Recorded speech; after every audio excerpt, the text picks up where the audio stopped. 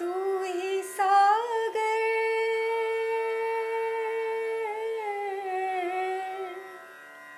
तू ही सागर है तू ही किनारा ढूंढता है तो किसका सहारा ढूंढता है तो किसका सहारा। મનની શુદ્ધિના સાધનો જપ, તીર્થ, વ્રત. મનની શુદ્ધિના 3 સાધનો તપ, યજ્ઞ અને દાન વિશે આપણે વાત કરી. સ્વયં માટેનું અનુશાસન તે તપ, સર્વમાં ઈશ્વરની અભિવ્યક્તિનો સ્વીકાર તે યજ્ઞ, અને સંપર્કમાં આવે તેને શાતા વળે તેવું પ્રદાન એ દાન. મનની શુદ્ધિ માટેના અન્ય 3 સાધનો એટલે જપ, તીર્થ, વ્રત. ઈશ્વરનું નામ વારંવાર લેવું એ જપ એવું આપણે સામાન્ય રીતે માનીએ છીએ. જોકે જપનો મૂળ અર્થ છે જે વ્યક્તિને જન્મ મરણના ચક્રથી બચાવે છે તે. જન્મ પાતિ ઇતિ જપઃ. પણ અહીં એક શરત છે. જ્યારે ઈશ્વરનું નામ નિષ્ઠાપૂર્વક જપવામાં આવે ત્યારે જ મન શુદ્ધ બને છે અને તેમાં એકાગ્રતા આવે છે.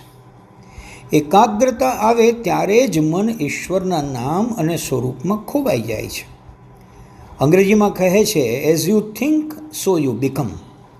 તમે જેવું વિચારો તેવા જ તમે બનો. જપ એ માત્ર ઈશનામ નથી.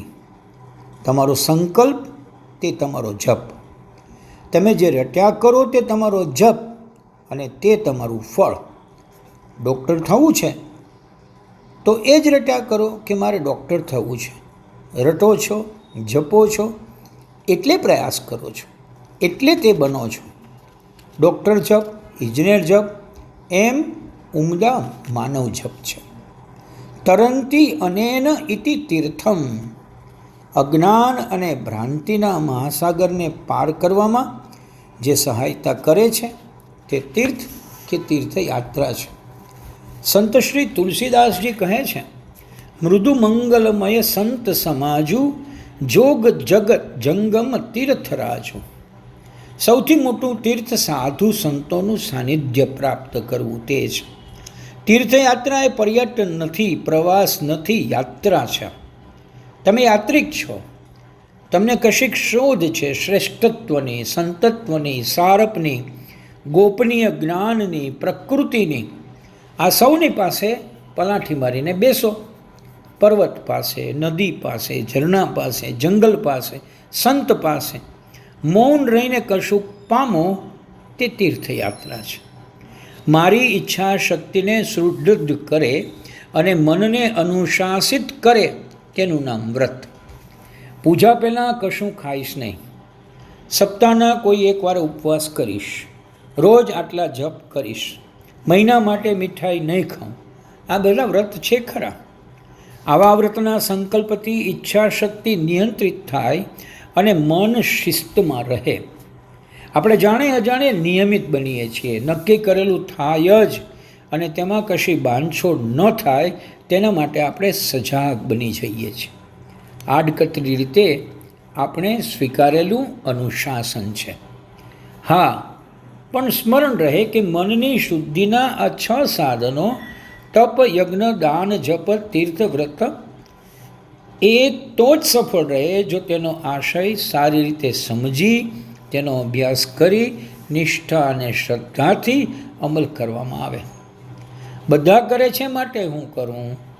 રોજનું ખાવાનું માટે નવું ફરાળી ચાખવા મળે માટે હું કરું તો એ વાસ્તવિક અધ્યાત્મ સાધના નથી અને પરિણામે તેમાંથી આધ્યાત્મિક સુખ શાંતિનો અનુભવ પણ મળતો નથી.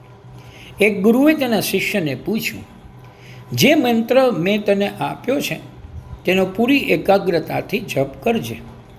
જો જપ કરતી વખતે મન અહીં તહીં ભટકે તો તેનો કોઈ લાભ નહીં રહે.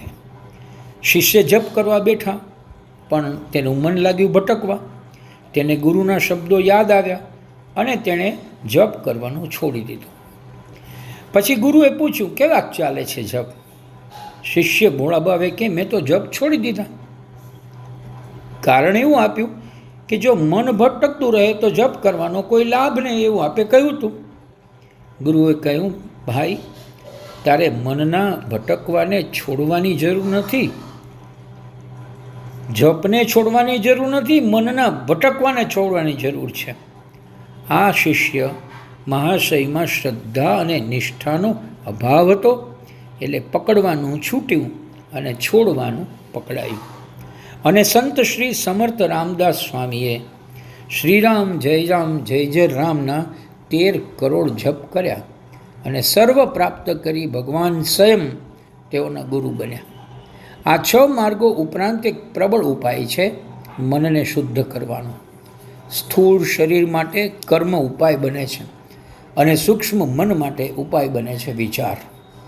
તેથી શાસ્ત્રોએ કહ્યું, વિચાર સાધનમ શ્રેષ્ઠ. વિચાર જ શ્રેષ્ઠ સાધન છે, કારણ કે વિચારોનો પ્રવાહ એટલે મન. દિલહર સંઘવીને આવેલો વિચાર વાંચીએ. મારા નસીબ સારા નહોતા હું કેમ માનું, મારા નસીબ સારા નહોતા હું કેમ માનું, પોઢ્યો હું રાત લઈને, જાગ્યો પ્રભાત લઈને. तू ही सागर